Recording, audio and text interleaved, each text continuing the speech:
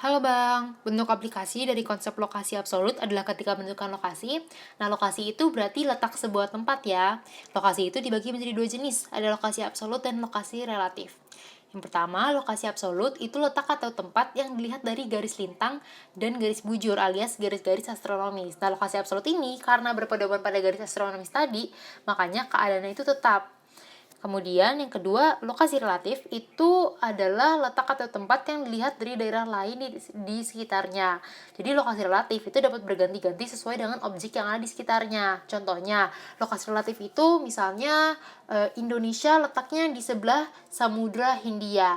Tapi Indonesia letaknya juga di sebelah Samudra Pasifik. Nah, karena berbeda-beda objeknya itu, jadi bisa berganti-ganti gitu loh letak Indonesia.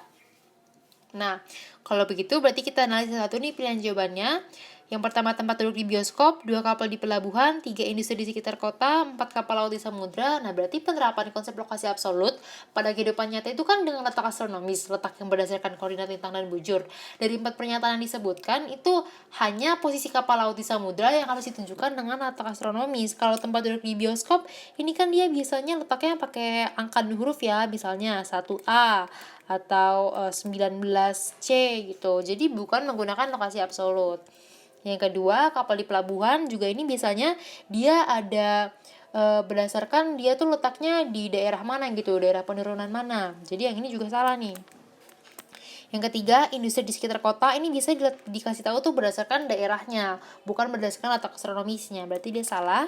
Yang keempat, kapal laut di samudra. Nah, ini nih yang benar karena memang kapal laut di samudra itu harus ditunjukkan dengan letak astronomis. Kalau di samudra atau di bentang lahan lain lah yang sangat luas itu tidak terdapat patokan kan untuk menunjukkan lokasi. Jadi digunakanlah letak astronomis untuk menunjukkan posisi.